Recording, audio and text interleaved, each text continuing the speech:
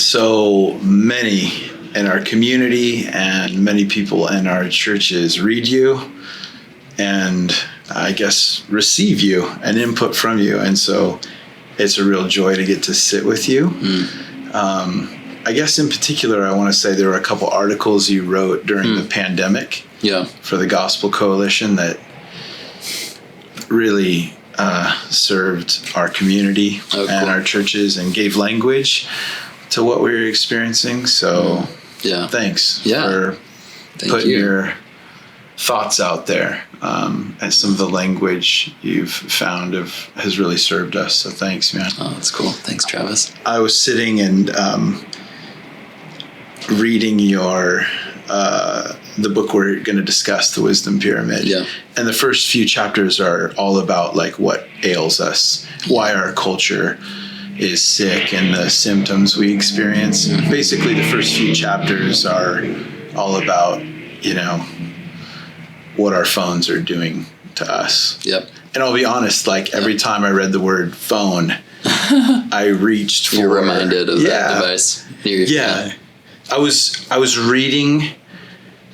I was reading chapters on how we struggle to focus, and I was struggling to focus. Right. I was reading chapters about how we're distracted, and I was distracted. So I guess the first question I have for you was writing this book convicting? Yeah. Has anything shifted as a result of writing it? Or have you always been naturally just kind of disciplined and focused? Or is this an issue of the reason you can spot it is because you got it kind of thing? Totally. It's definitely that more than me being some sort of, superhuman anomaly that's immune to it.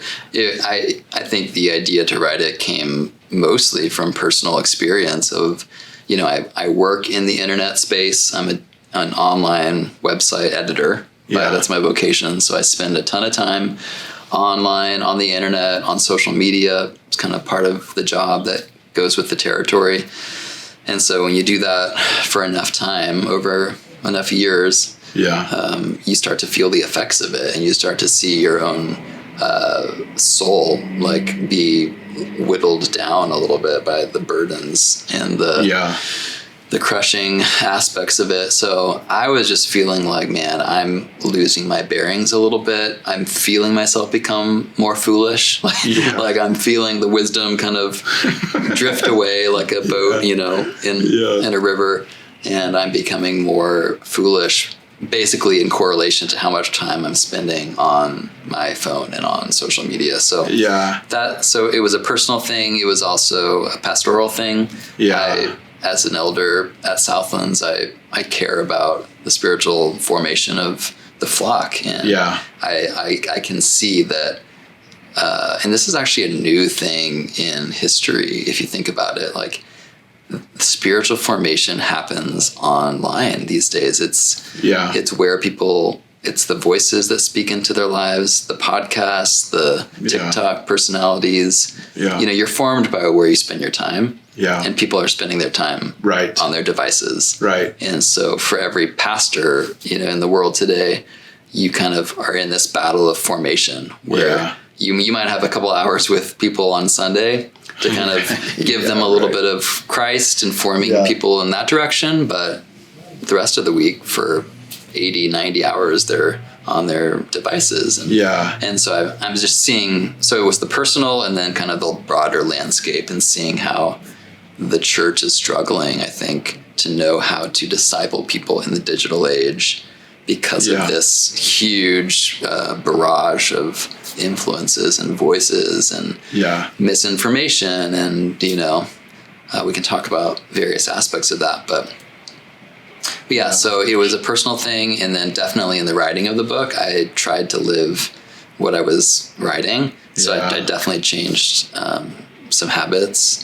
One that I talk about often that I changed that has actually really borne a lot of fruit, I would say, in my personal life, is I made the shift of not looking at my phone at the beginning of every day.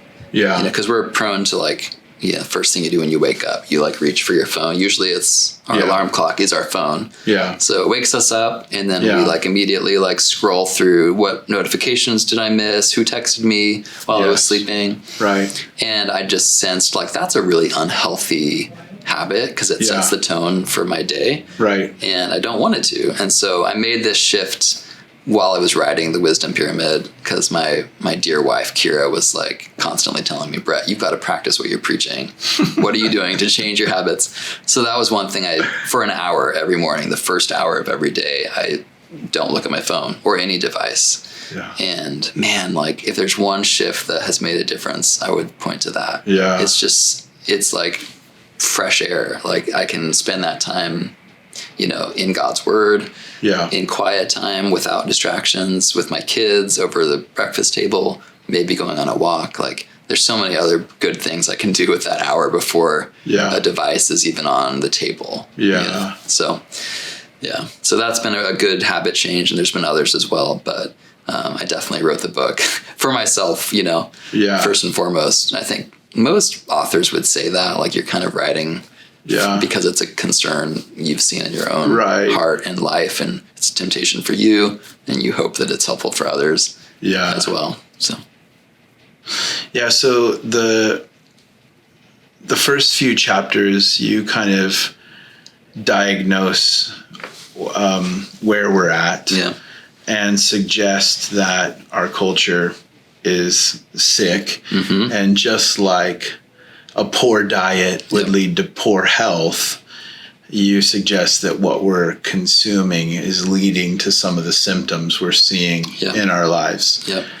And I'm a big fan of analogies, and I know they all like break down, but it's just really helpful, this little pyramid you've created. But you talk about eating too much.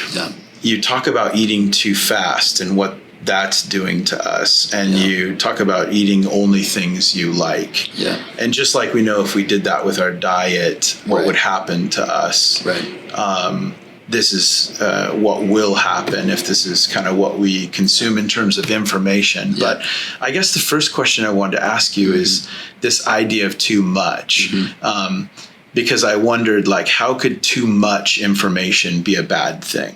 Like, are you better off the more you know? And doesn't that lead to kind of this taking on and consuming more and more information? Like, I guess how can knowing more be a bad thing? Right. You should go back to Genesis 3 and ask Adam and Eve that. Like, because they thought that as they assumed infinite knowledge could only be a good thing. Right? Like, why put limits on what we can know? Like, God, why would you say you're reserving this knowledge of good and evil for yourself? And that's prohibited from us. So it's actually, I think, the origin point of so much sin is the desire for like limitless knowledge. And so I think right there's like a kernel of theological truth to the problem of too much information. Because it plays into that human temptation that we, in our fallen nature, we hunger for godlike knowledge. And that temptation is aggravated, I think, more than ever in human history, because right now Google and the internet gives us an approximation.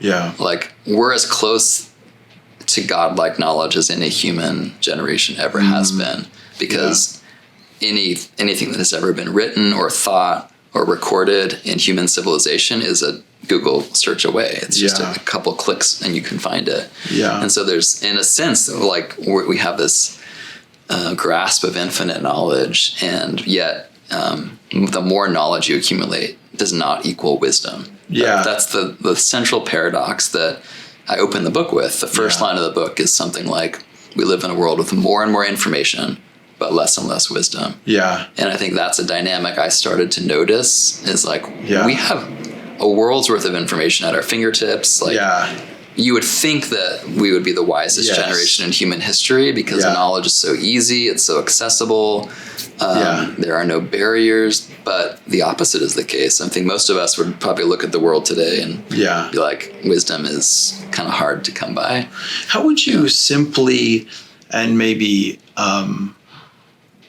quickly describe the difference between knowledge, information, and wisdom. Like, how would you describe that? Yeah, I mean, I think information and knowledge aren't too different from each other. They're kind of just like data that you accumulate. Maybe knowledge is a bit more nuanced. It's not just data. It's kind of starting to synthesize data a little bit. Right, it's not as cold. It's not as cold. Like, robots can have information, but you could argue they have knowledge too, but I think it's a harder case to make. But wisdom, I think, is something that robots can never have. Yeah. They can have all the information and data in the world, and they do. They have more information than humans have the capacity to have. But they don't have wisdom because wisdom has a moral component. Yeah. Wisdom is not just the right answers, but kind of right living. Yeah. Like a right moral application of the knowledge that you have. Yeah. It's the question of how do you then live in light of the knowledge that you gain. Yes. And I think it's more about just kind of that orientation of life than just mere accumulation of facts and data and degrees that you get at educational institutions. I often say, like, you could have the smartest person in the world, but they don't have wisdom. Like someone who has like 3 PhDs and they're like a physicist, but they can be unwise. And there's a lot of scientists in the world today who are brilliant, but very unwise. Yeah. And the opposite is true. You could have an uneducated farmer that is true. in sub-Saharan Africa who has never gone past, that's true. primary education, but they can have wisdom because they have some sort of moral orientation. Yes. And I argue in the book that it's a moral orientation that centers around God and kind of deferring to him as the truth and as the compass. Yeah. And being okay with the kind of limitations that places on us as the creature. Yeah. So wisdom is just kind of knowing your proper place as a creature and not the creator. Not having an overinflated sense of your own, smartness, I guess. Yeah. So, What's so too much of anything is an issue. Yeah. And then too fast. And I loved you said in the pages you wrote on that immediacy has become an idol. Yes. And when I read that, I immediately thought about how if I can't prime it, I don't even want it. Like if it can't come in days, I'm done. Yeah. And again, I guess if we only ate fast food, we know what that would do. But talk to me about speed and how slowing down leads to wisdom, or what's happening to us because of the pace. Speed. Yeah. I mean, I think if the too much problem basically overwhelms us and we have a hard time locating what the truth is in the glut of information, the speed problem is we have a hard time locating the truth because it's just going too fast for us to be able to pause long enough to consider it and to fact check and to really question, is this true? Think about the pace of social media and how news gets spread like wildfire, and then people retweet things and suddenly a story goes viral before anyone has paused to really fact check it, to ask simple questions about does this story really add up?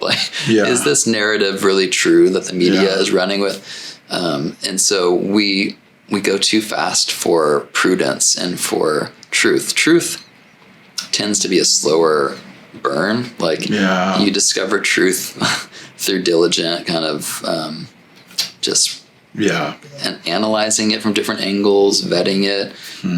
It's like the test of time. It's a real test, right? Yeah.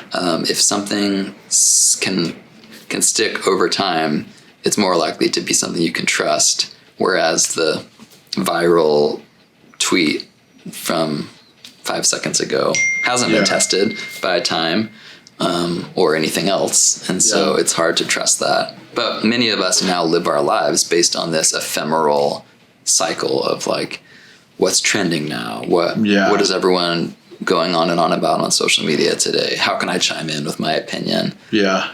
And no one is really like processing it well over time, or asking questions about, I can share my opinion about this, but should I? Yeah, right. You know, and, you know, it's the whole biblical wisdom too of be quick to listen, slow to speak. Right. There's so much wisdom in that. Like, we need to be slower to speak, and it's easier than ever on the internet to be quick to speak and to sound off your opinion. And even if you're like sharing, if you're a journalist and you're trying to report on something, there's wisdom in going slower than you might, because, and this is a whole other conversation, but I think part of why we don't trust the media anymore. Journalists are, you know, you look at data and how people used to trust like the New York Times and, you know, the media more. Well, they don't anymore.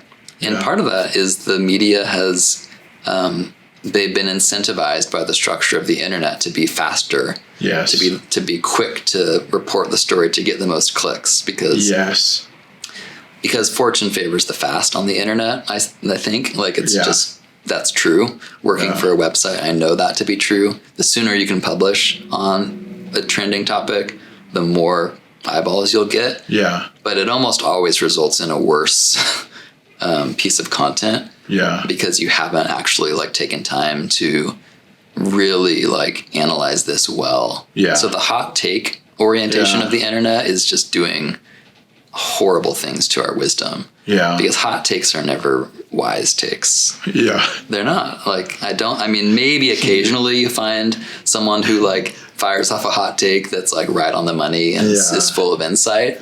It's probably, those exist, but 9 times out of 10, like people who write instant commentary, which is what the internet is. It's what cable news is. It's all instant commentary. Yeah. It's talking heads like giving their opinion about news as it's happening. Yeah. And that just is not going to be the best for our wisdom. Yeah. So go slower, like a slower reflective pace is going to be countercultural. You're not going to get as many clicks. You're not going to go viral on TikTok for like taking 2 weeks to like share your opinion about what's happening now. Everyone's will have moved on from whatever, but we're all going to be wiser, I think, for going slower. Yeah. I mean, since you're bringing up the media and you're bringing up the news, move with me into your last observation, which is essentially consuming and eating only things you like. Yeah. You know, I've got 5 kids. Yeah. And so obviously, you know, eating things that you don't prefer to eat is essential to being healthy. Yep. But talk to us about that, like how maybe what we're facing and experiencing as a culture is the result of consuming just what we want to hear, you know? Yeah, so this one is one of my favorites in terms of the parallel with eating, because it's so true that if you ate only the foods that you loved, you know, like my favorite thing to eat is probably like a chocolate chip cookie with a little bit of sea salt. Like, if I only ever ate that, like I would die like in 2 weeks probably.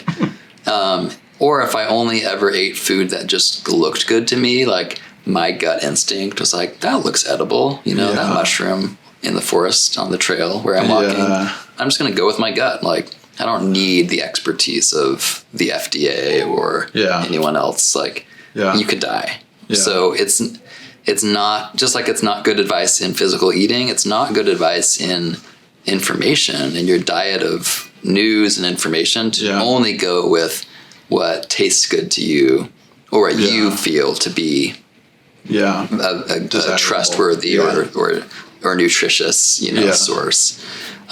There's wisdom in kind of listening to others who might advise you, like, maybe you should listen to this voice. I know that's not your favorite, but it could be good for you to give a hearing to that. Yeah. But the structure of our internet age, especially social media age, it's all about the personalization, right? Everyone has a feed that is curated just to their liking. And there's algorithms now that are super sophisticated, and their goal is to over time figure you out as a specific consumer and feed you more and more of exactly what you have been proven to like. And so it's a really dangerous dynamic, because if that's happening with every single individual, that we are each becoming more and more entrenched in our own likings and preferences by virtue of the echo chamber kind of confirmation bias that we're getting from the algorithms, which keep feeding us like more of what we like, then it's no wonder that we're in this society where everyone is just talking past each other, and we can't even have a conversation about a lot of issues because everyone's coming at these conversations with literally totally different worlds, because their perception of the world is different. No two of us is seeing the world in the same way, because we're all seeing it through the lens of our personalized narrow vision feeds. And so that's just not going to be good for individual or collective wisdom. When everyone's just kind of like their lone wolf of, this is how I see the world. And my feed tells me I'm right. And so that's not a recipe for health or wisdom. So you do prescribe some things for health and wisdom, because I read the first few chapters, and as you describe the symptoms and the sickness and the issues that we face, I don't know that anyone would object. I think that pretty clearly you would go, yeah, that's true. Not just of our culture, but maybe of me. And you list off some symptoms of anxiety and stress, disorientation and fragmentation, impotence, decision and commitment paralysis, and confirmation bias. And by the time you get to the end of it, it's really convicting and pretty convincing. But then the question comes, what now? It's always easier to describe that's right, than to have a good solution. Then to make maybe even some of the tough decisions to change our diet. I've tried to do that a number of times, and have been unsuccessful. So you kind of take us through this this pyramid, and at the foundation, kind of what you would say is most important, and the thing that we should live on is the Bible. The Bible. Yes, that's the book for me. Like this source of wisdom. Why do you think the more Bible equals more health?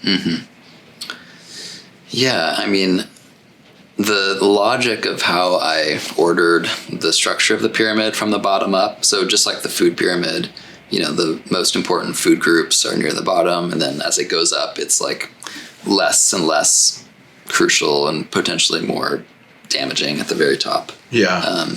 So I knew when I made the wisdom pyramid that I have to put like the most nutritious, solid food, best for our health thing.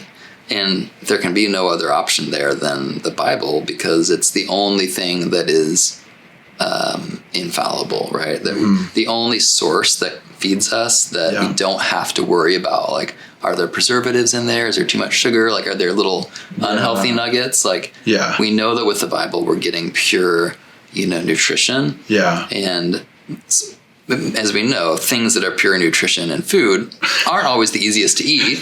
Broccoli, it's not, I'm not saying it's easy to like consume that as the most important thing, but if we know that, if we think of it in terms of like the fact that the Bible is like God himself speaking to us, like that's another way I describe the structure of the wisdom pyramid. It goes from the things that are closest to God as the source of wisdom at the bottom to like each level up is a little bit removed from God, from proximity to God.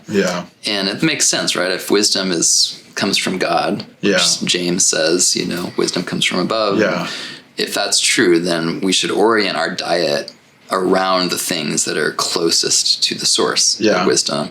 And nothing is closer than his direct revelation to us Yeah. in Scripture, which, you know, there's a lot we could talk about with that. I mean, it's admittedly hard. It's a hard book to read because it's distant from us in so many ways, historically, culturally, written in a language, you know, in a context that it's not easy to understand. But I often say if you just kind of have a good theology of what the Bible is, if you understand that this is the God of the universe who created all things, who like saw fit in his kindness to actually reveal himself to us in this way. He didn't have to. Yeah. He revealed himself in this book where he lays out, you know, all this rich truth in a story, in many cases, a story format, but also in just kind of practical nuggets of wisdom in the Proverbs and emotional expression in the Psalms. And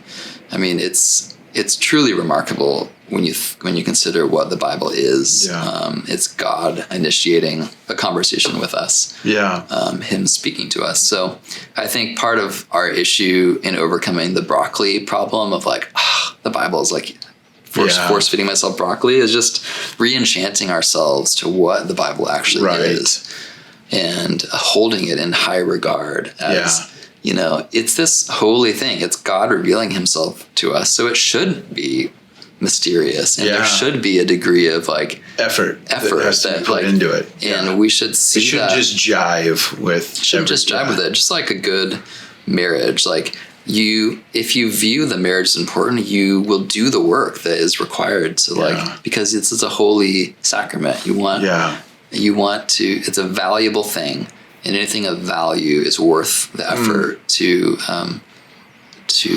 preserve and to, engage with. So the same is true of the Bible. Like if you have a casual view of the Bible, like maybe you're just like an evangelical kid who grew up in the church and Bibles have been everywhere, and it's just like we have 10 Bibles on our bookshelf, and it can be easy to like just over time kind of view it as just something that collects dust and is uninteresting.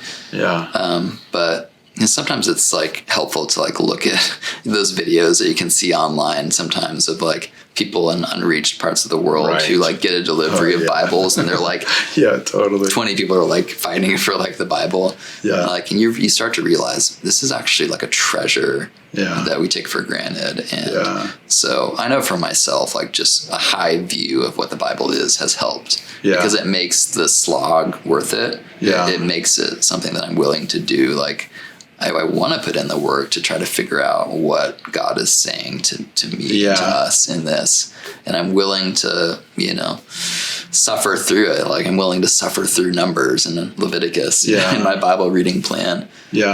Because I want to crack this code. Like what is this for? Like how does this fit? And it does. I mean, the more you learn about the Bible, the more you see how everything connects. And that's why like the internet actually has been a blessing. So I want to say some positive things about the internet because I knock it a lot. But some positive things with the internet is that you can find really rich resources to help you with biblical interpretation, like the Bible Project on YouTube. I find really helpful. Like countless sermons on different books of the Bible, resources. So there's a wealth of material out there that can help you make those connections. And that's what the Gospel Coalition, what I do with the Gospel Coalition. We're trying to provide resources that ultimately point people to the Bible, but help them unpack it in a way that is, you know, going to aid them in reading it more. So, what would you say? I know a lot of people who love the Bible. They wake up every morning and spend time in the Bible. But I wouldn't say that they're wise. In fact, maybe like foolish. What do you think is going on there? Like, because if loving the Bible and having a high view of Scripture is not equaling wisdom or a way of life that I look at and think I want that. What do you think's happening as they read the Scriptures? What do you think's going on? In the book I talk about, like, there's a section in the Bible chapter where I talk about like ways to like misuse the Bible or to read it poorly. And I think it's true that there's a lot of examples, both currently and historically, of Christians who abuse the Bible and use it to justify horrible things. And, you know, you could have the most biblically literate person who's a racist, you know. Totally. And that is a conundrum because, you know, what do you do with that? Like, so clearly, like, biblical knowledge is not necessarily enough for wisdom. This is where I think some of the stuff I talk about in, like, the nature and particularly the beauty chapter of the book about our loves and our heart and our affections being a key part of wisdom. Like, wisdom is not just about knowing God, it's loving God. And it's like the, you know, the Shema in Deuteronomy, like, love the Lord your God with all your heart and mind. It's a holistic love. And so you can't just have head knowledge and be wise. You have to have heart orientation. And so maybe that's part of the disconnect is some people spend a lot of time on the head part of like knowing the Bible, but worship and spending long times of prayer with God and developing that heart level relationship isn't there as much. And if that's not there, then love neighbor tends to not be there, because that I find is downstream from a love of God. And so then you can start to understand why there can be like Christian jerks, you know, who love the Bible, but like are not loving people. You know? So I think it's a good, the existence of that person is a good invitation to consider the nature of wisdom, I think, as being something that is not just cerebral. It's a full body thing that involves it's head and heart. It's head and heart. And that, as I wrote the book, like that, if there was anything about wisdom that like was really new to me or just didn't click as much with me, it was that. It was like, the more I learned about wisdom, the more I started to see it's at least as much about loving God and loving him through the things of this world, whether it's nature or you know, books or beauty or the church. I mean, the church, we could talk about that separately, but like the church is nothing if not a ritual of forming people's hearts in the direction of, in a Godward direction. That's why we worship. That's why we sing at church. That's why we do these, you know, these rituals of communion and things week after week. Like, because the church historically has recognized that it's not enough to just give a Christian a Bible and have them figuring out cerebrally. We have to come together in a community of tuning our hearts to sing God's praise. As the hymn goes, like tuning your heart to sing God's praise is a key part of wisdom, I think. And so that's where like, you know, beauty and, you know, nature can really help with that. What do you, I'm here asking you questions on behalf of a community. And there's people coming to mind in my community. And I guess I want to try to ask a question on their behalf. Like, for the person who opens the Bible, really has a sense that they should be reading it, and maybe is even convinced that this is a real source of wisdom. But as they read, they have more doubts arising than maybe faith arising. And as they read, they find themselves going, really? You know, why so much blood? Why so much, you know, almost like these stories are for me hard to believe. For the person who's like struggling with like secret doubts, and they wouldn't even say that. They just know that, wow, Brett must be getting more out of this than I am. And they're not looking to pick it apart. They're actually looking to glean, but struggling with some doubts. Would you have anything to say to that guy in my community?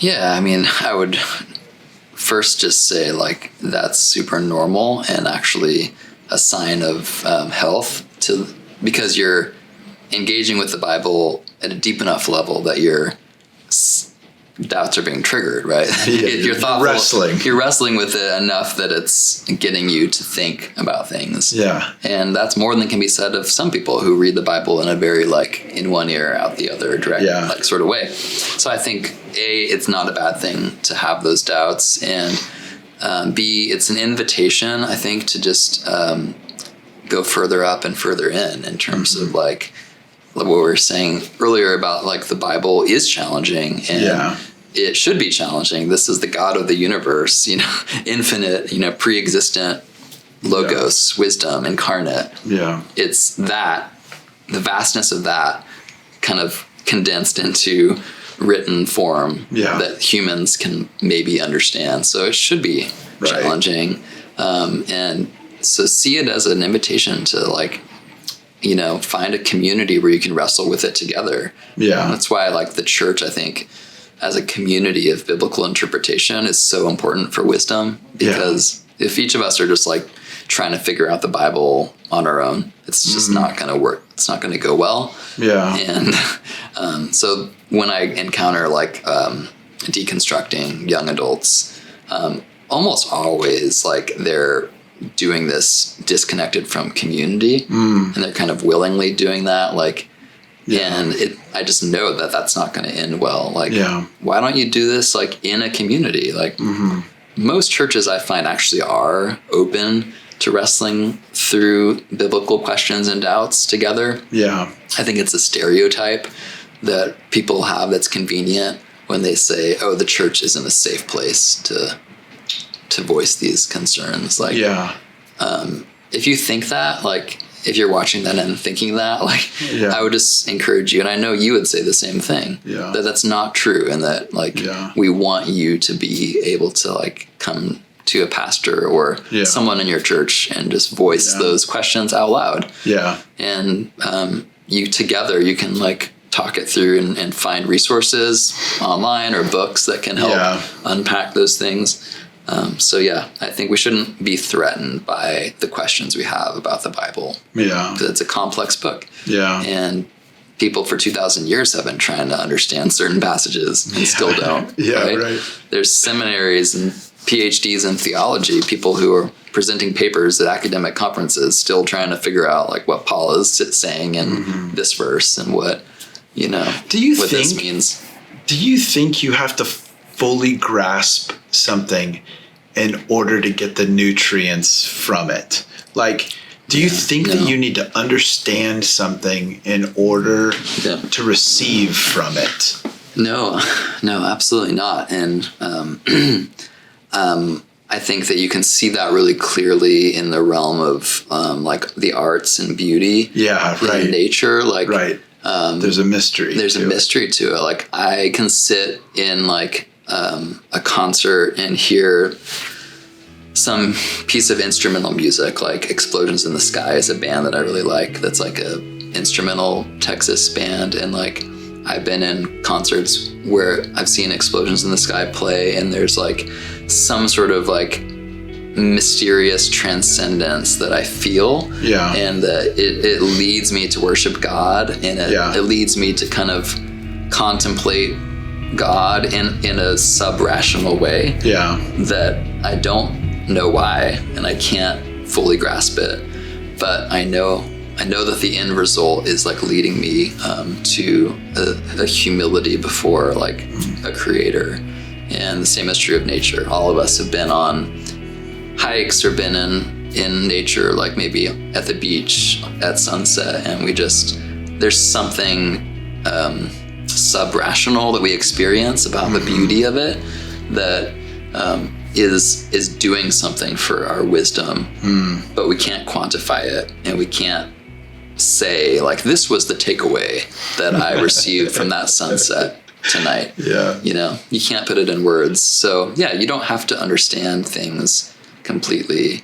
And I actually think with Bible reading, like there's something about the habit in itself of like being in the Word, where like even if you like have a 10-minute session of reading the Bible and like you feel like it was dead or there's nothing that you really like that clicked, I still think there's something there that the Spirit does with that that is just kind of like drawing you closer to God and pulling you deeper in.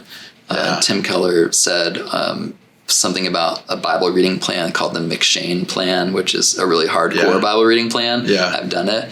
You read a lot of the Bible each day. You kind of have to skim read it.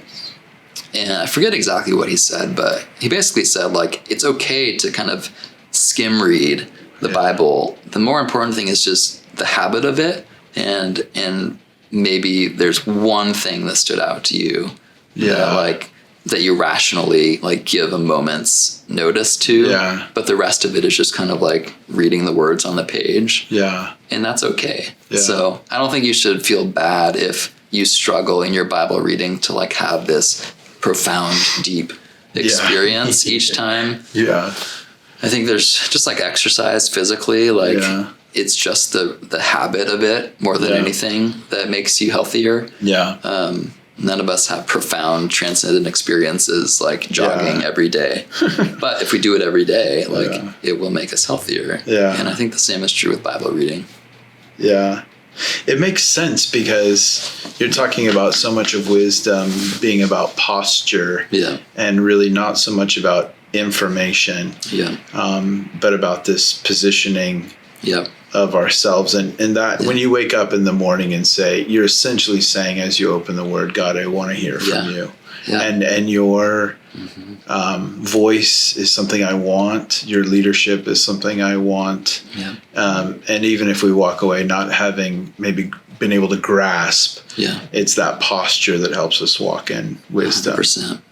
I think that if the pride of I'm the expert and everything I need for wisdom I can find by looking within myself. If that posture is the source of foolishness in our culture, to look within, then the opposite is also true. The posture of humbly admitting the limitations of yourself. And saying, God, I need your wisdom. And I'm gonna like enact that truth by just starting my day by opening your word. Like the posture itself is making you wiser because wisdom comes from that, again, knowing your right place. You are the creature. God is the creator. He is the truth. He is the source of wisdom. You are not. Like the Proverbs 3, like, be not wise in your own eyes, but in all ways acknowledge him. And I think that's it in a nutshell. That's wisdom. Like, I'm not wise. I'm not going to lean on my own understanding as much as the culture tells me to do that. As much as everything on the algorithm says, like, you are right and go with your gut. Like, the beginning of wisdom is the fear of a infinitely more wise God than me. And living my life in accordance with that and saying, I'm going to just submit to you. I'm going to read your word. I'm going to live by it, even if I don't understand it. I'm going to do my best to just trust you, And that's the wisest people, in the world are the ones who I think have that humble posture. Whatever knowledge I have is nothing compared to the God I worship and who I trust with my whole life. Like, my life, is God's. And so it's interesting because I think if someone were to come to me and say, and this has happened, people come and say, I don't understand. And I'm grappling, I'm wrestling with these maybe books of the Bible or these stories. One of the things that I'll quickly kind of ask a person is what do you understand? What is clear? Because there are some places that are really unclear. But what is clear to you? Because there's a lot of it that can be understood. There's a lot of it that can be grasped. And live into those things that you do have some handle on, and don't necessarily just get hung up on the things that just aren't connecting for you. That seems like the beginning of something shifting in someone's heart and life. Or for me, when I'm wrestling with something, I can go, okay, what have you made plain and revealed to me? And am I living that out? Yeah. There's something there. There's something there. And it makes me think about like the fact that most Christians, like, you know, in the first 1,000 years of Christianity, were not literate.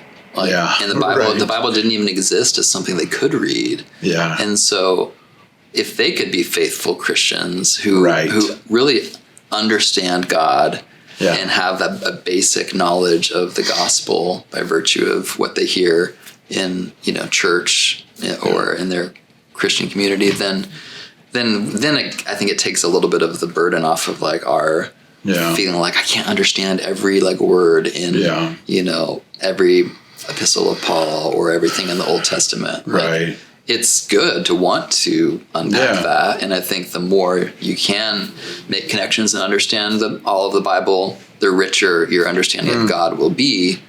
But I think you can have a sweet, healthy base knowledge of God. Yeah. You know, it's not that hard to do. And sometimes we overcomplicate it. Just think about history and how for 3/4 of Christian history, the Bible didn't exist as something people could read. Yeah. So, And the guy was preaching in Latin. So you didn't know what was being said. You didn't know. Yeah. And that speaks to this whole idea of like the bodily posture and the love for God matters for faith and wisdom. Yeah. Just as much as a knowledge of the intricacies of theology. Like if you were a peasant in medieval France, you didn't know what the priest was saying in Latin Mass. You didn't know the first thing probably about, you know, Pauline theology. Yeah. But you knew enough about God in part from his creation, right? And maybe we can talk about nature a little bit, but general revelation. Yeah. And what Paul says about that in Romans 1, like everyone, like the most uneducated pagan in the world has no excuse to not acknowledge certain things about the Creator just by looking at what he created. Yeah. And so there's a revelation of God that everyone has access to, educated, uneducated, you know, whatever point in history you were in. Yeah. Did you have access to the Bible? Did you not have access to the Bible? So, Before we move, we need to climb this pyramid, and I'm still at the base level. But I want to ask another question, not on behalf of like maybe someone who's dealing with some skepticism, but like a lot of youth are going to watch this with us, you know, and I'm thinking about some youth that I know who would say, man, I love, basically, I know I should read the Bible. Yeah. I know that should be something I want, but I want to read Harry Potter. I want to read, you know, something else. Yeah. What would you, what would you say, what would you say to that young person? Or it's not young people. My wife read the first Harry Potter book on our vacation this summer. To read Harry Potter. So but like, man, I love these stories and I struggle to get into these stories. Yeah. What would you say about that? Yeah, I mean, one thing that I would say is if you look closely at most great stories like Harry Potter or Lord of the Rings or whatever, even movies, like the basic kind of plot structure of these stories involves a structure, a narrative that really kind of you can trace back to the Bible and the greatest story ever told. Right. Of God's story of, you know, a problem, sin, you know, and then a solution and salvation and then a restoration of, you know, all sad things coming untrue. And so most stories that resonate with us, I think, are microcosms or echoes of that story. Yeah. And I think in that way, you can view Harry Potter as an invitation to see the Bible and the story of Christ and the sacrifice of Christ, you know, on the cross in a new way. Yeah. And J.K. Rowling with Harry Potter, you know, she's even said, like, this is a pretty thinly veiled allegory for the Christian story. without spoiling, if you haven't read Harry Potter, what happens. But so, and I also think of C.S. Lewis and his conversion story, which, long story short, like, he was really into mythology and the great stories, and that was his thing. And he was an atheist, and the inroad for him becoming a Christian was his friend Tolkien, J.R.R. Tolkien, author of Lord of the Rings.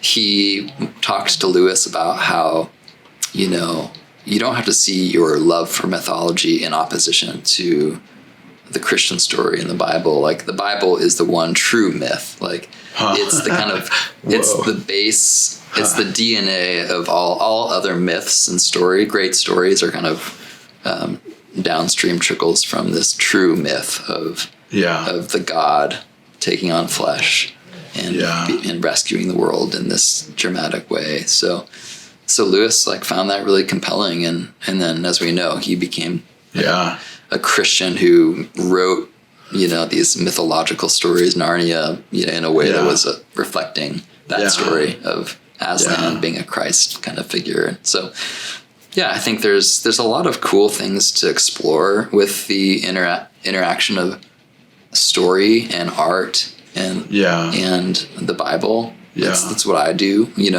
writing movie reviews and watching a movie and trying to see where that story that's being told is giving expression to the truth, of the one true myth, as Tolkien would say.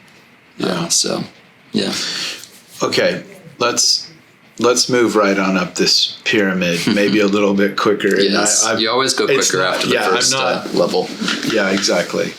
And I'm not saying you're going long. I'm saying I keep asking probing questions. But the second thing that you talk about is the church and the need for the church in order to be wise. And you've touched on it earlier, but a lot of people are leaving the church. Why do you think it's necessary to be in a church in order to be wise? Yeah. I think one of the big reasons is we're not wise on our own, just individual, the individualistic culture that we're in, the kind of look within yourself, you are the best expert there is on pretty much anything. That's not a recipe for wisdom. You can only be so wise as a lone wolf. So we need each other. We need a community where that person can have expertise in that, and that person can know about that. We don't all need to be experts in everything. And we can be mirrors to each other of the ways we're going astray and the ways that maybe we're buying into lies or we're erring, in some way. But when you're on your own and you're disconnected from community, it's a lot easier to have kind of self-deception and to convince yourself that I'm seeing things rightly. And community is just a gift it's like a check and balance against that. So it's basically the problem of the look within yourself, eat only what tastes good to you. The church is a corrective to that. Because you have people who are you need to be eating some of this nutrition. And you need to be staying away from that. And hopefully it's a two-way street where you can be a mirror to them. So I think there's that kind of accountability aspect that's good for our wisdom. We talked about this already, but just the interpretation of scripture is so much easier in community because you're less likely to read scripture in a biased way where you're wanting it to say what you want it to say. In a community, I think there's a better chance that you're going to collectively get at the right interpretation and have kind of a push and pull and good sort of dialogue about that. So there's kind of that accountability level to the church that's good for our wisdom. But then there's just the kind of rhythmic gathering ritual, which we've talked about this a bit in different ways, but the way that coming to church in an embodied way. So I don't think that Zoom church is necessarily a good thing for your wisdom. Maybe it's better than nothing, but we're recording this. Yes. By the way. Okay. Yeah. Well, I'll go on record with that. I think that embodied worship is the way God wants us to be a community. Yeah. He created us as physical beings, and there's something about being in a church and rubbing shoulders with a person 30 years older than me and 30 years younger than me, side by side, and hearing them sing and hearing a kind of older person's voice and a younger child's voice sing these songs in unison. There's something so powerful about that.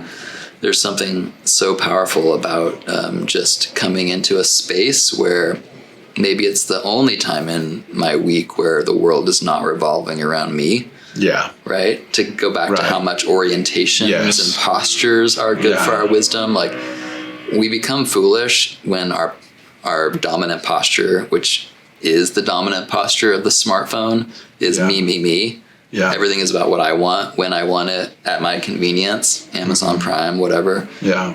That is a recipe for foolishness. To be in a space where you are decidedly not the star of the show. Yeah. It's not about you. Yeah. It's about God, and everyone is there for him. And it's not about any one of us as much as this person we're worshiping. Yeah. There's something that's just huge for our wisdom in that. Yeah. And so just showing up to church and going through the motions, even if you're like, a millennial who doesn't like that phrase, like going through the motions, it's actually really good for you to like just be embodied in that rhythmic way of like, at least once a week, I have a few hours where like I am released from the burden of a world oriented around me, and I can posture myself in deference to God and in a community of people that are doing that together. So it seems like kind of the God-centeredness and stepping outside of your me-centeredness or your self-centeredness is essential. Yes. But the other thing is that it is an embracing of limits. Yes. Saying like, I'm in this place. Yeah. I'm with these people. Yeah. I'm submitted to this leadership. Yeah. As opposed to, again, keeping you in the driver's seat of I take in what I want to take in and receive what I want to receive and choose. Really, and maybe don't have to be limited to one place or limited to one pastor or limited, there is something about the embracing of the limits of saying I belong to this church. Absolutely. That I think is really healthy. Yeah. And it's why like I'm a big fan of like, church membership or some sort of formal commitment that you can have at a church where you can actually like put your cards on the table and say, I'm going to commit here. Yes. Because we live in this church shopping culture, which is just an extension of our consumer culture where you just kind of float around and maybe in theory you like church, but like it's still kind of on your terms as it suits you.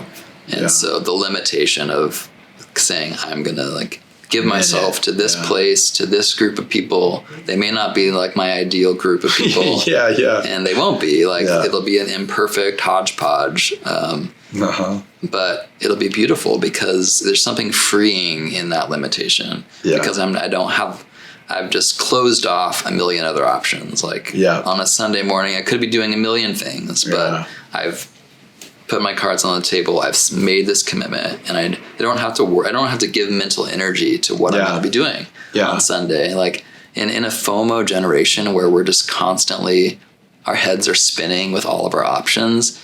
I think that's honestly one of the reasons why we're such an anxious generation, because our phones present us with a world's worth of things to think about and do, and things we covet and want to do. Right. And so to actually like make a decision to limit yourself at least for one half of one day of each week, where you just know like, nope, I'm not going to do anything else. I'm going to go be with these people who some of them might be annoying and smelly, and they might sing off key, and there will be awkward like conversations in the foyer before and after the church.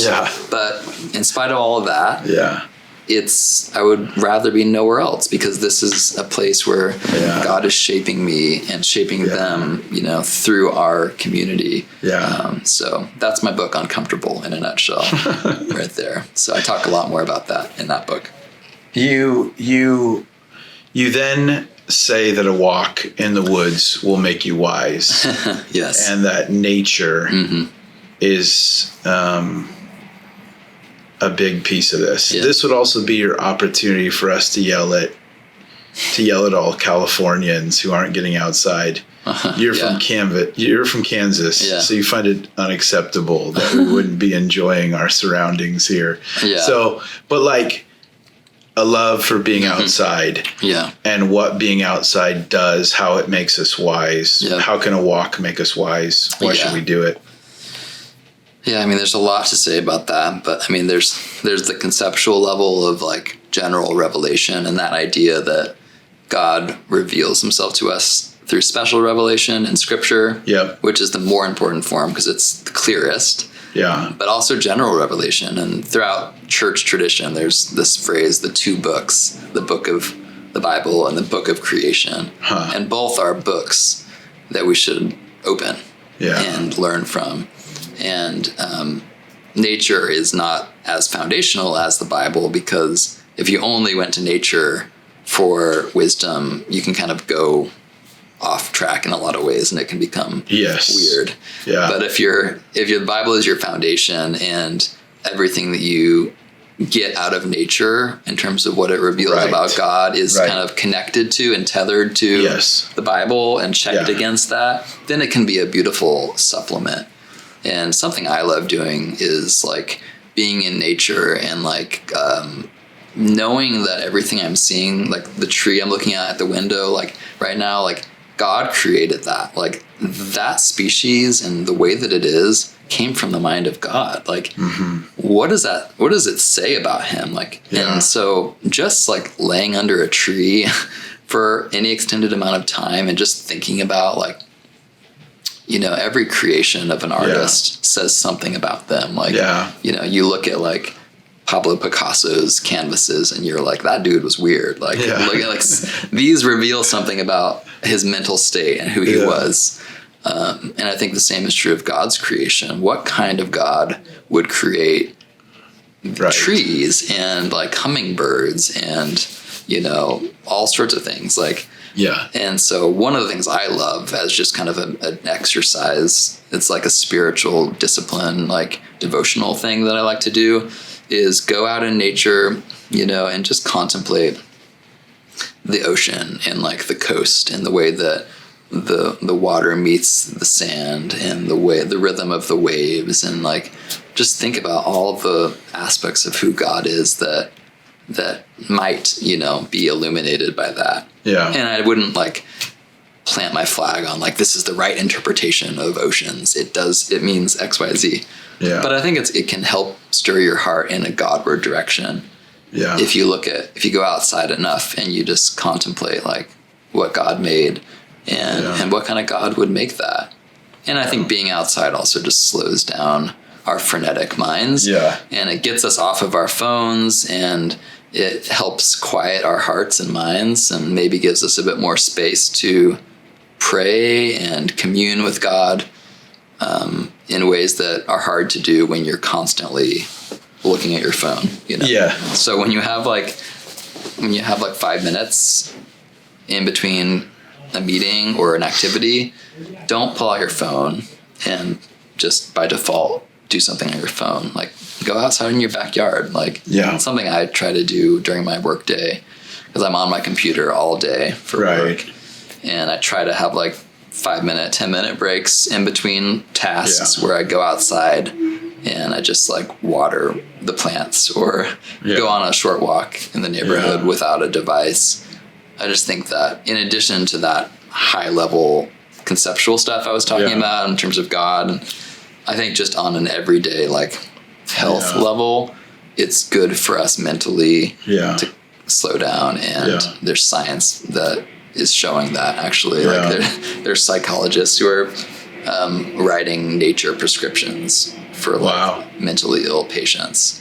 So they might prescribe antidepressants and other actual medicine, but they also are writing nature prescriptions. Like, doctor says spend 20 hours a week, in nature. Yeah. And I think that's interesting that even secular science is recognizing that there's something about human flourishing that is better when we're kind of in our proper place of creatures in creation, not gods, with our faces stuck in our laptop, thinking that we can control all things. Yeah. And just, that's what your device makes you over time believe, is that the world is yours to create. Yeah.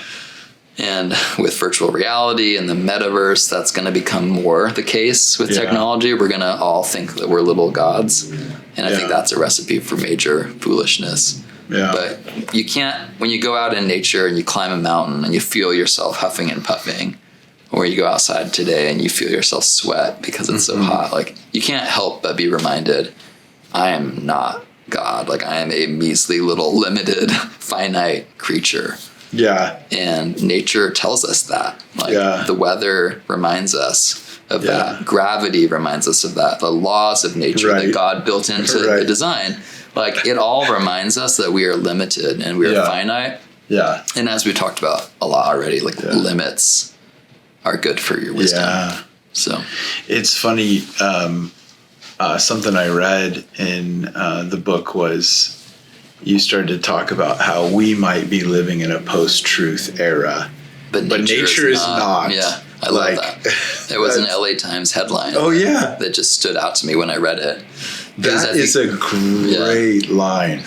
I think it was an article about like climate change, but setting that aside, the politics of that, like, I think that is such a true statement. Like, whatever we think about what's true and false and fake news and nature is what it is. Like, and that's what you're kind of confronted with. And that's what you're confronted with. And we're all subject to the fact that it's either raining or it's not. Whatever your politics are, whatever your opinions about rain, it doesn't matter. Like, it's either raining or it's not. And there's something there that's good for us to all be more subjected to.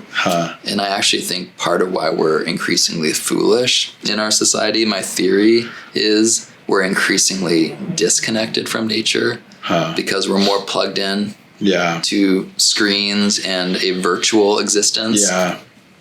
And I think there's probably a pretty direct correlation to the more you are disembodied or disconnected from physical reality, the more foolish you become. And the opposite is probably true. Like, if you're a farmer in the 19th century who spends all day, every day doing back-breaking work in the elements, you feel the weather in your bones, you experience God's creation on a tangible level.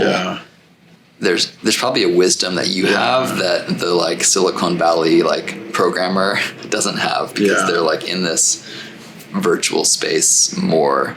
And they're disconnected from God's creation. Yeah, that's interesting you bring that up. Our church is full of farmers. Our valley is full of farming. Right. And I have experienced tremendous wisdom from some of these guys and gals. Like, that sort of... there's so much that they can't control. And they're aware of it. Right. Yeah. And they're subject to these elements and things that are out of their hands. And because of that, it postures them in a certain way. More, like you said, more trust, more dependence. At times more heartache. Because you can't control some of those factors. But it's sort of like, I've definitely had some conversations and gleaned some real wisdom from those who work in agriculture. Even as they feel like what our state is deciding is out of their hands. They just, they're in a place of having to trust God. with things. And the result of it at times is a real maturity that I've picked up on at times. Just like, totally. Hey, you do what you can do, and you don't worry about the rest of it, because otherwise it's not good, Yeah, I think one more thing on that I'll say. I think it's interesting that the Bible itself so often uses agricultural imagery, and even Jesus in his parables, like all sorts of farmers and seeds and soil. Yeah. So the Bible itself points to nature a lot, right, to help us understand theological truths. And part of that is the context of when the Bible was written. It was the main thing people did and would understand. Yeah. But I think there's just a lot of proof there that, like, Jesus understands that his truth as God corresponds to truth as creation was created. So there's a synergy there. Yeah. We're going to finish up real quick here. You then prescribe books. Mm-hmm. And I had a good friend, Rylan. He came to faith in Jesus, and I remember him telling me, after a couple weeks of being a Christian, like, man, Christians love books. Like, you guys, everyone's got a book for me. Like, everyone gave him a book, probably first and foremost gave him a Bible with his name on it. Yep. But then it came a barrage of books, and it was like this, and I know that I didn't read a book cover to cover until I became a Christian. Just didn't care for reading, or felt like it was work and I wasn't willing to put forth the work. So, I mean, you strike me as like a book guy. Yeah. And that reading fair. Would be, sorry, that's not a stereotype. That's like, true. But what would you say to the person who's just like, man, I just can't, I do get it. Christians are into books and I don't like to read. Yeah. Like, why do you think they should put forth the effort to get into a book? Yeah. Yeah. I mean, it's one of the higher categories. So it's not like the most important source of wisdom. And I also recognize that for wide swaths of humanity, both now and throughout history, books just weren't an option. So it can't be like that essential for our wisdom if it's only in like relatively privileged settings in human history and in our world where that's even an option. But because it is an option, I encourage people to read books, not just for what they contain, because the content of them you can get in other places, sometimes a podcast or a sermon or beauty, art, whatever. Yeah. But the form of a book is I think really helpful for us in an age where we go too fast and we kind of we're a mile wide and inch deep. Yeah. The way we're processing information that's making us foolish, I think, is that we're losing the ability to concentrate and to evaluate information in a slower, reflective pace. And I think reading a book is kind of a way to train that muscle again, to be able to do that, because when you read a book, you kind of have to discipline your attention to go deeper and longer in one genre or with one author's perspective over time. You kind of have to give your ears to listen to someone for a long period of time. And that's harder and harder to do in the internet age where we're the TikTok generation. We go from thing to thing to thing. We have no patience for listening very long. Yeah. And so I think it's hard for a lot of people to read these days, but the fact that that's hard, I think, is why it's important, because it's also a habit that we kind of need to get the most out of that bottom layer of the wisdom pyramid, right? Like, if the Bible is our most nutritious source for wisdom, and one of the roadblocks there right now in our culture is that we're losing the ability to read. We're not good readers anymore. We get distracted. We have a hard time reading long chunks of the Bible. Well, that's a problem. And I think one of the ways we become better Bible readers is by becoming better readers. Yeah. So in a way, reading books, I think, it's both a good thing in its own right, but it's also training the muscles that will help you get the most out of that most important book of the Bible. Yeah. The next one is as we move kind of towards the top, the next one is beauty. Mm-hmm. And beauty is unproductive. Yeah. It's maybe unnecessary. I think some people would say, "Oh, beauty's a bonus." Yeah. But it's certainly not needed. Why do you think beauty's like essential? I know you touched on this heart-head combo, but what do you think beauty does, and why would you say people should go after it? Yeah.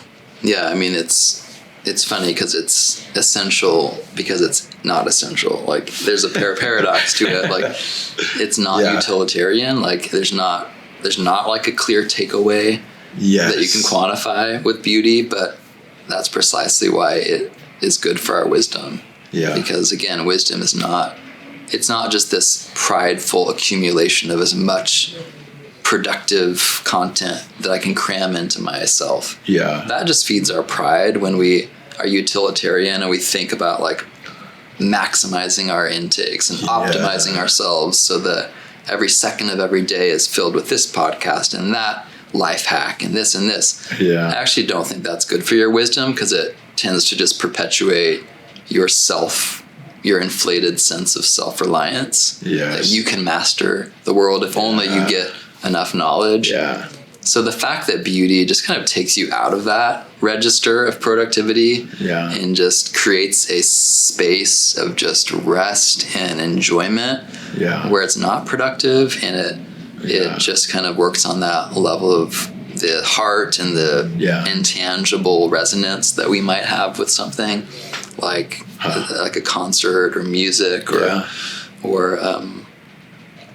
just a work of art, you see in a museum. Like, I think it's good for us because that it plays into that good limitation idea of like wisdom is knowing that you can't know everything. Yeah. And that there's a sense of goodness in just enjoying something without fully understanding it. And, and just letting that point your heart to God and kind of cultivating gratitude in your heart. I think a lot of wisdom comes from just a posture of gratitude and taking time to be grateful. And for me, that's what beauty does. Like when I like food, for example, I'm a food lover. My wife and I are like foodies. And I think that sometimes we like eat food in a purely utilitarian way. Yeah. And that doesn't cultivate gratitude. That doesn't cultivate a sense of deep reliance on God and being reminded that this is from God, and also a deep appreciation for the fact that food is tasty and it didn't have to be. And and so I think slowing down to appreciate the beauty of something like food, can do wonders for for your worship of God and your gratitude for a world that He made. He made a world where like chocolate is a thing. Mm-hmm. Just stop to think about that. Like, what? Like, He made this cacao bean, that grows in certain equatorial latitudes, and He made humans with the creativity to crush it up, grind it up, roast it in the sun, add milk or sugar or whatever, and create this beautiful thing. Like, when you stop to think about food and the diversity of it and the way that it comes from nature and interacts with the ecosystems, but also gives humans pleasure in ways that go beyond utility.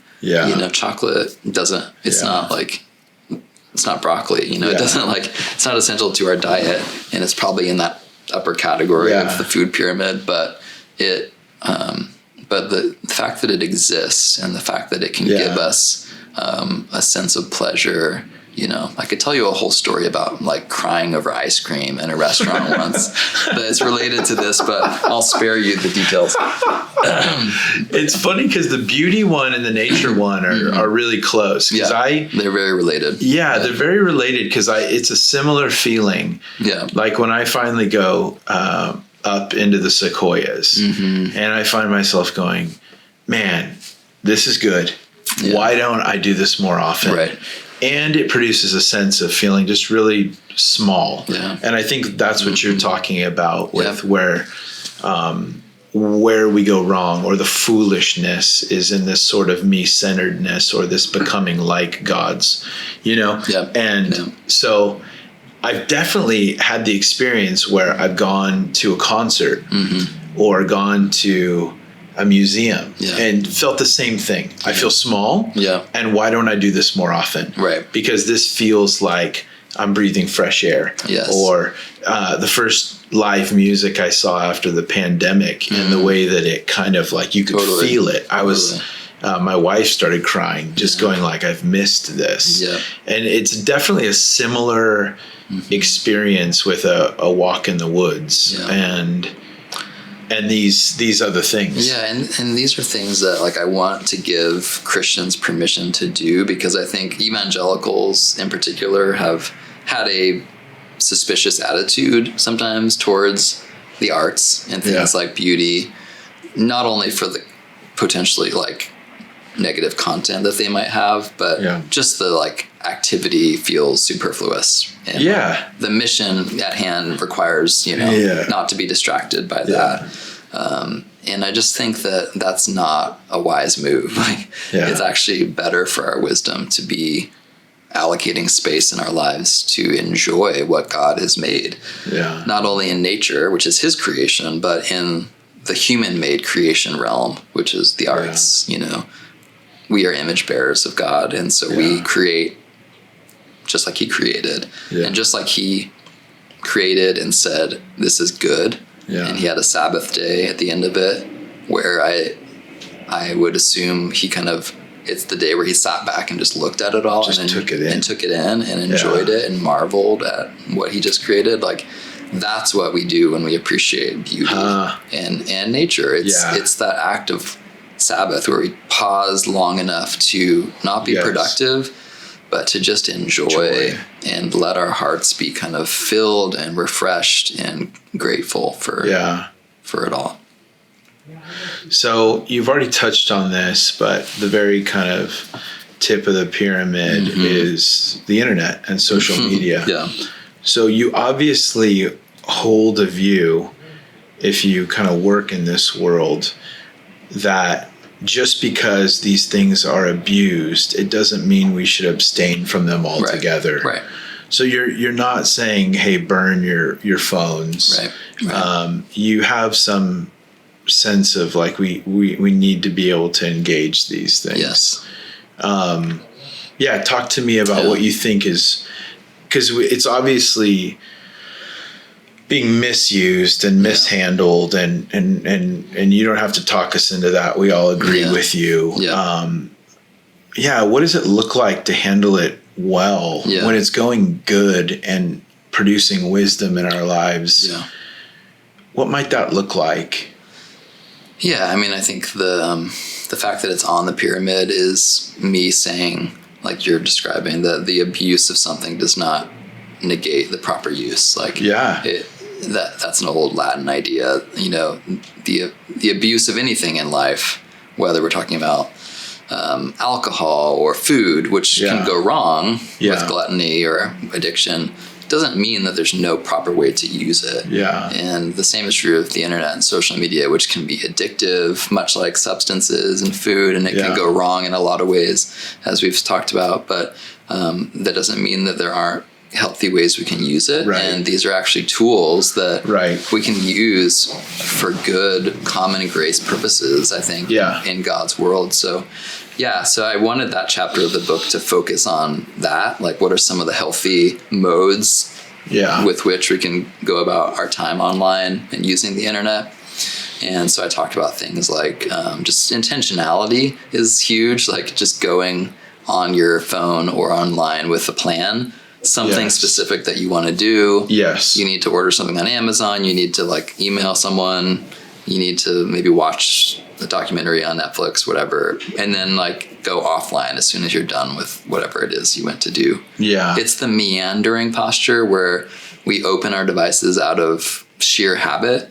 Yes. And we don't have anything really in mind to do. It's just kind of like you open an app and you just consume what the algorithm has for you in that moment. I think that's where we get into a lot of trouble, like wandering. Like the Proverbs has this contrasting image throughout of like intentionality, like staying on the path is like the good life. That's the healthy, wise life. And it's the meandering off the path.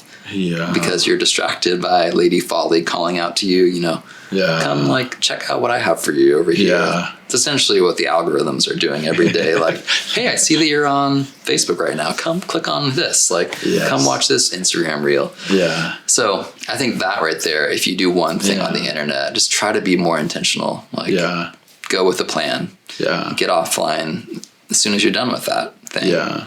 So that's one thing I talk about. I think, you know, finding ways to use social media to share good things rather than just ranting about bad things is another like thing I recommend. So much of how we use social media seems to be either like self-serving, kind of virtue signaling, posturing, look at me, or just like raging against the machine, you know? Yeah. But I think that one of the gifts of social media, something that I love doing, is like using that platform to point people to beautiful things, whether it's like a new bands that I discovered on Spotify that I link to, or, you know, some book that I just read that I want to recommend. Like, and so one thing I say, if you look at the whole wisdom pyramid in how the internet category at the top relates to the rest of it, is like, what if we as Christians like looked at the internet and social media as a tool that we mostly used to point each other to the lower categories? So I like that. So like, how can you use your social media presence to like, you know, point people to the Bible, like share Bible verses, or point people to your church or to nature, like share like photos on Instagram of nature, like point people to a good, you know, edifying movie or documentary, like in the beauty category. So that's what I try to do. And I'm lucky enough to get to do it for a living, editing for the Gospel Coalition. I'm the arts and culture editor. So I literally am getting paid to like create like Spotify playlists of like the best new Christian music and get to share that with people. So I think that's using the internet, you know, in healthy ways to bless people by pointing them to those richer sources, rather than just letting it be an end unto itself, where people just like scroll aimlessly on TikTok all day.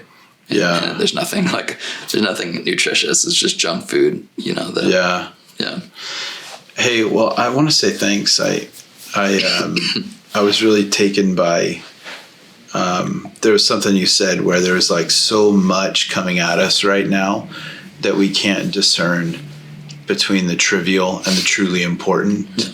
You know, there's like massive headlines about, you know, horrible things going on in the world right next to, you know, cat videos, and you just can't discern, like, what am I looking at something that's truly important, or am I looking at something that's just trivial? And I do just feel like the whole book in general helps us fixate on kind of what's truly important and look past what's trivial. And I feel really thankful for that. So thanks for chatting through it with me. Thank you, Travis.